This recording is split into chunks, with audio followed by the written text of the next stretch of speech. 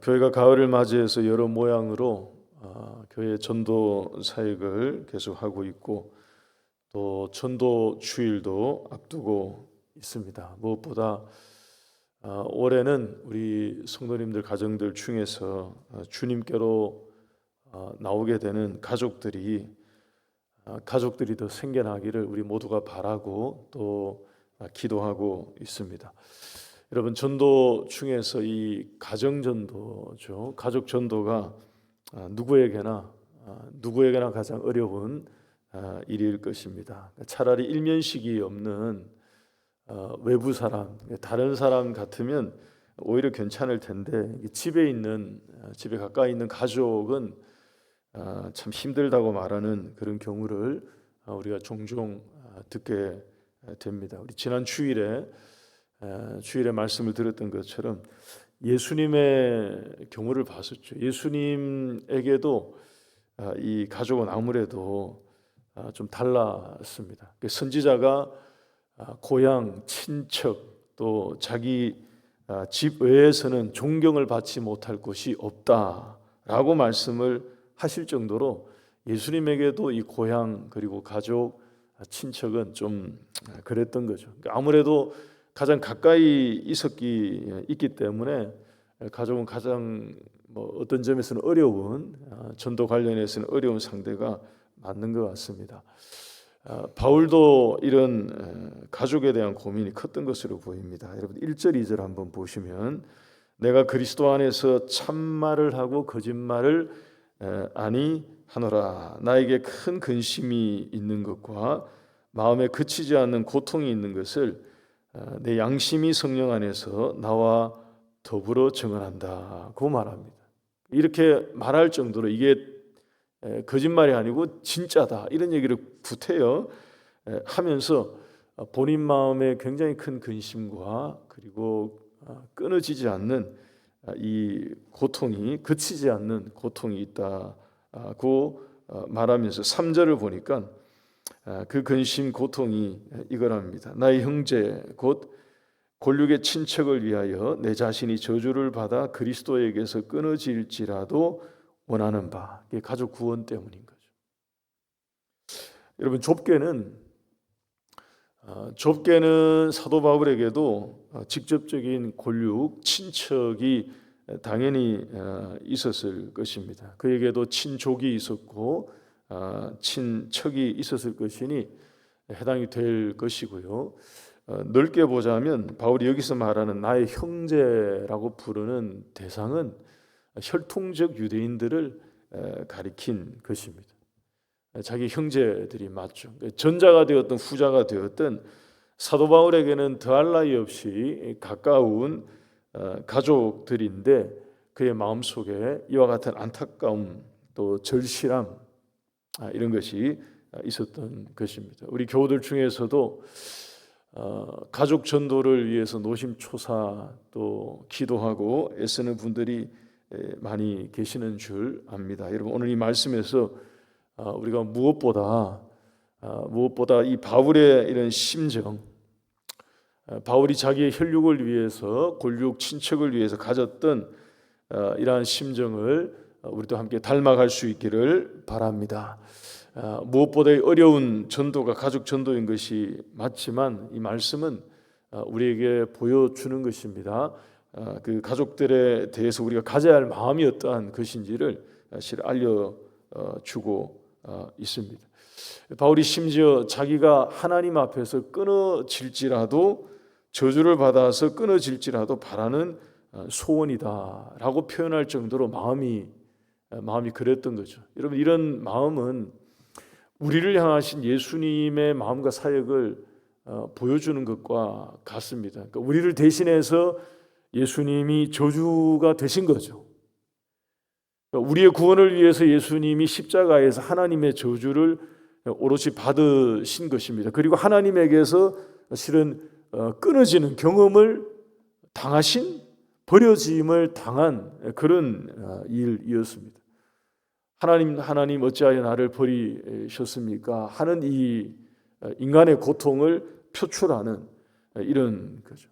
여러분 성경에 나오는 인물들 중에서 하나님의 세계를 정말로 경험한 사람들에게 나타나는 이 공통적인 모습과도 실은 같습니다. 이것은 구약의 모세가 우리 모두가 알고 계실 겁니다. 모세가 이런 식의 반응을 보였던 적이 있습니다. 금송아지 사건 때문에 하나님이 그 일에 가담한 사람들을 전부 심판하시겠다라고 하나님의 저주를 그들이 받게 되었을 때 모세가 그랬죠. 그들의 죄를 용서받을 수만 있다면 자기의 이름을 생명책에서 지워달라고 할 정도로 간절했습니다.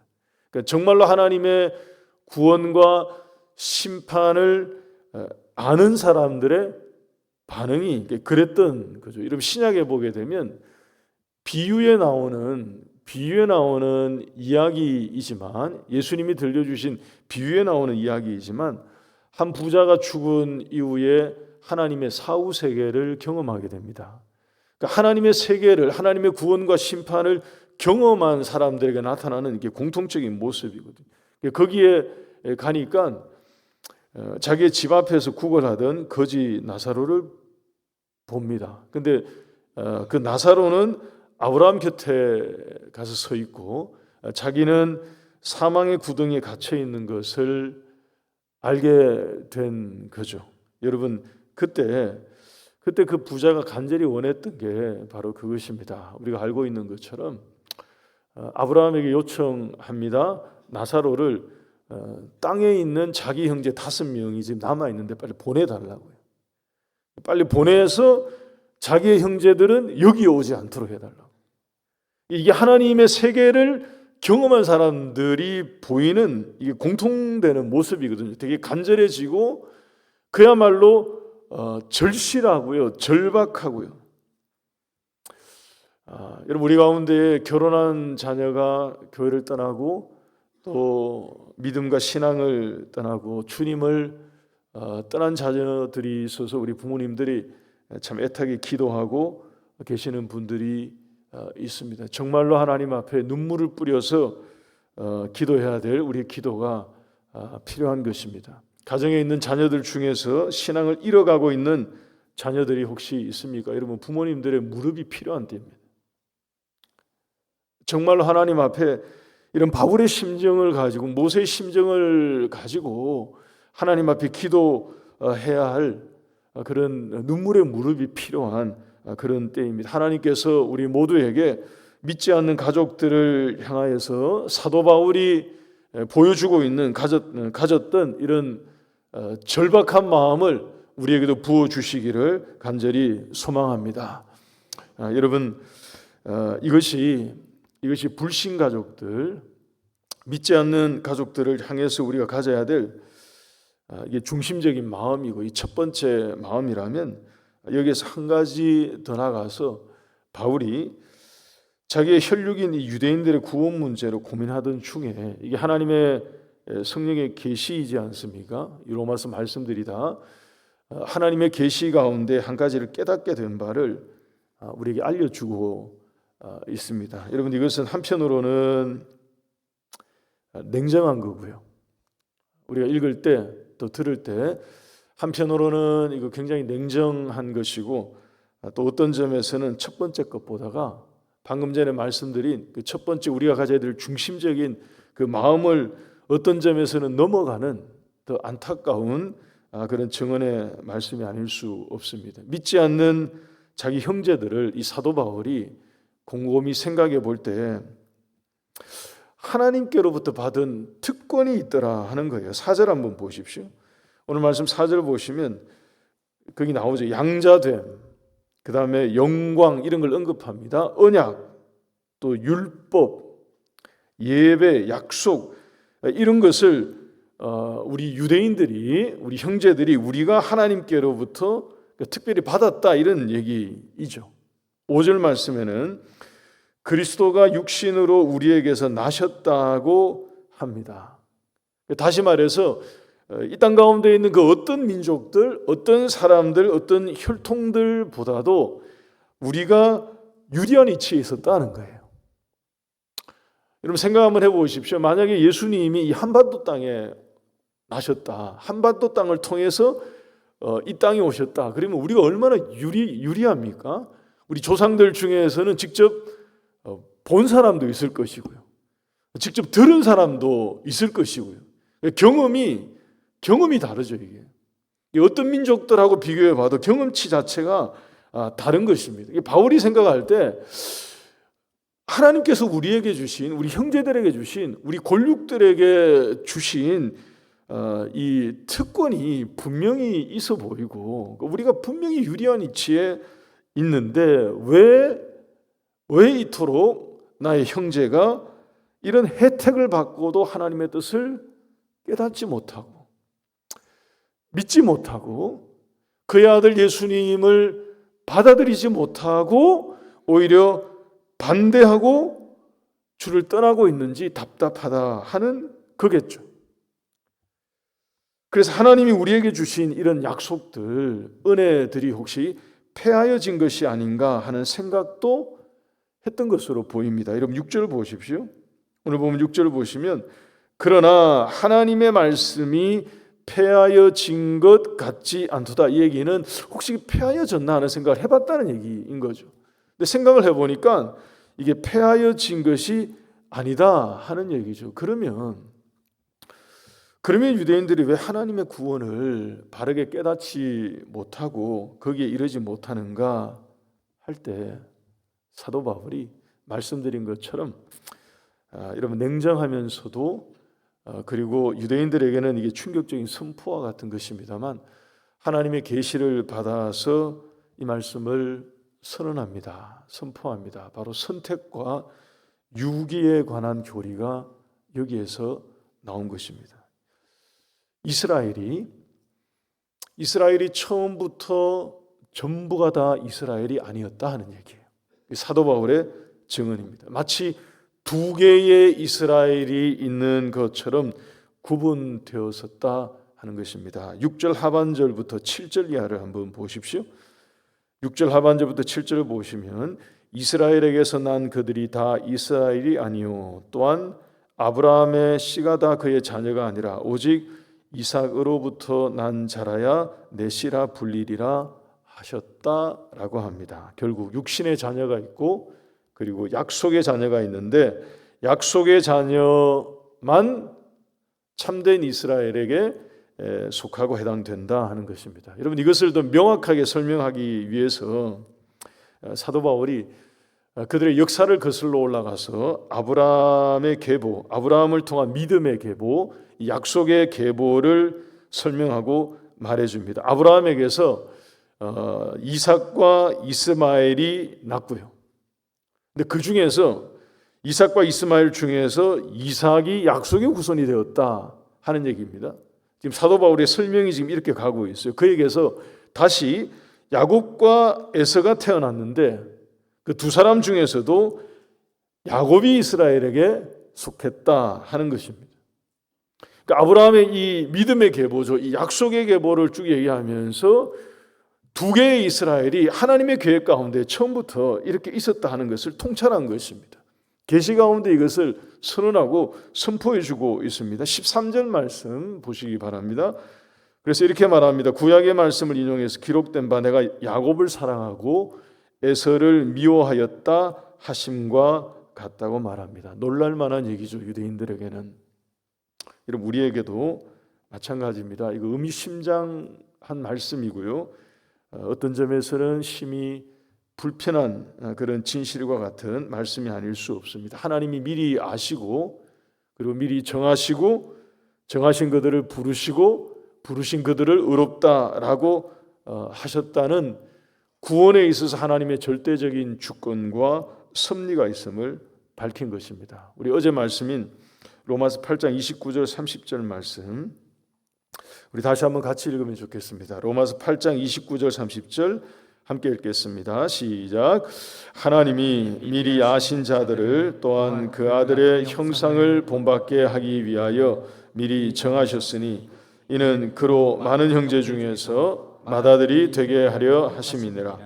또 미리 정하신 그들을 또한 부르시고 부르신 그들을 또한 의롭다 하시고 의롭다 하신 그들을 또한 영화롭게 하셨느니라. 여러분 오늘 본문 말씀인 14절과 15절도 보십시오. 제가 읽어드리겠습니다. 그런즉 우리가 무슨 말을 하리요? 하나님께 불의가 있느냐? 그럴 수 없느니라. 15절에 모세에게 이르시되 내가 긍휼히 여길 자를 긍휼히 여기고 불쌍히 여길 자를 불쌍히 여기리라 하셨으니. 그래서 18절 말씀 이어서 보십시오. 18절입니다. 그런즉 하나님께서 하고자 하시는 자를 긍휼히 여기시고 하고자 하시는 자를 완악하게 하시느니라. 여러분 여기에서 우리가 흔히 말할 때 칼빈의 5대 교리 중에 2개가 여기서 나온 것입니다. 하나님의 무조건적인 선택과 불가항력적인 은혜, 이게 여기서 나온 것입니다. 우리가 구원받은 것은 하나님의 조건 없는 선택과 그 어떤 것으로도 막을 수 없는 하나님의 은혜인 줄 믿으시기 바랍니다. 우리 하나님께서 우리를 택하시고 우리 하나님께서 우리를 부르시고 우리를 세우셔서 의롭다 하시고 구원해 주신 하나님의 은혜인 것입니다. 하나님의 선택이 있다면 우리가 인정하고 받아들여야 할 것은 선택하지 않음도 하나님께 속한 그분의 주권임을 인정하는 것이 마땅할 것입니다. 여러분 21절 보시기 바랍니다. 21절 말씀 보십시오. 바울이 이것을 비유하기를 토기장이가 흙으로 2개의 다른 그릇을 만들었다는 거예요. 하나는 귀 있을 그릇, 또 하나는 천 있을 그릇을 만들었는데 그렇게 그릇을 만들 권한이 토기장에게 없겠냐고 합니다. 타협 불가한 하나님의 주권이 그에게 있음을 증언한 것이죠. 여러분 우리가 이 비유를 이해하실 때 당부드리고 싶은 말씀은 이 비유를 이해하실 때 하지 말아야 할 적용이 있습니다. 우리가 누군가를 보면서 저분은 귀 있을 그릇으로 하나님이 만드신 것 같고 또 어떤 분은 그렇지 않고 천 있을 그릇으로 만드신 것 같다 하는 식의 적용은 아무런 의미 없고요. 그리고 맞지도 않고요. 하나님의 말씀에 비춰볼 때 이것은 전적인 오류이고 하지 말아야 될 적용입니다. 이 말씀의 의도도 아니고 또 가르침도 아닙니다. 우리 모두는 그릇입니다. 우리는 토기장이가 아니에요. 그릇이 토기장이에게 그릇을 고를 수가 없죠. 그릇의 용도를 그릇이 정하지 못합니다. 그릇은 토기장이가 만드시는 것이다 하는 게 바울의 가르침이에요. 하나님의 범접할 수 없는 주권이 구원에 있음을 알려주는 것입니다. 그래서 구원은 전적인 하나님의 주권적인 섭리인 거예요. 하나님이 미리 하시고 하나님이 미리 택하시고요. 그리고 부르시고 정하시고 의롭다고 하시는 하나님의 온전한 주권, 그 주권에 맡겨야 하는 것입니다. 우리에게는 그러면 할 수 있는 것이 아무것도 없다는 것입니까? 우리 쪽에서는 무슨 반응을 보이거나 우리가 할 만한 것이 아무것도 없다는 것입니까? 그럴 때 바울이 마지막으로 이 9장 맨 뒷부분에서 알려주고 있는 게 있습니다. 30절 말씀 한번 보십시오. 그런즉 우리가 무슨 말을 하리요? 의를 따르지 아니한 이방인들이 의를 얻었으니 곧 믿음에서 난 의다라고 말합니다. 여러분 이 말씀은 우리에게 무엇을 권면하는 말씀이냐 하면 우리가 있는 자리에서 우리 각자가 있는 자리에서 믿음을 보이며 살라 하신 말씀입니다. 믿음이 없는 자에게는 믿음의 세계로 들어올 수 있도록 복음을 전하며 살라고 우리에게 권면하는 말씀입니다. 왜냐하면 유대인이든 이방인이든 모두가 다 오직 믿음으로 의에 속한다는 것을 알고 이 복음으로 살아야 함을 바울이 우리에게 가르쳐 주고 있는 것입니다. 교회 여러분, 한 번 더 말씀드립니다. 우리를 구원하신 하나님의 주권을 신뢰할 수 있기를 바랍니다. 믿음 안에서 우리를 불러주신 하나님의 은혜에 우리는 감사하며 살아가는 것입니다. 아직 믿지 않는 가족들이 있고 또 친척들이 있고 이웃들이 있고 지인들이 있고 동료들이 있다면 여러분, 이런 것은 우리의 몫이 아니에요. 그들을 선택했을까 안 했을까, 누구를 선택했는가 안 했는가 하는 것은 여러분 우리의 실은 고민도 아니고요, 그것은 우리의 걱정도 아니고요, 실은 우리의 관심도 아닌 것입니다. 우리에게 속한 게 아니에요. 그것은 토기장이의 영역인 것입니다. 토기장이의 몫인 거예요. 우리는 빚음받은 지음받은 그릇이기 때문에 우리의 자리에서 우리는 믿음 붙들고 사는 것입니다. 그리고 우리 주변 사람들에게 믿음에 들어올 수 있도록, 믿음의 세계로 들어올 수 있도록 전하고요, 믿고 예수님 믿고 함께 하나님의 가족 되어서 살자고 권면하고 그들을 부르는 일을 하나님께서 우리를 통해서 하고 계시는 것입니다. 우리 모두가 이것을 깨닫고 하나님 앞에 믿음 붙들고 살고 또 믿음 가지고 주변 사람들에게 복음 전하며 살아가는 우리 모두가 될 수 있기를 주의 이름으로 축원합니다.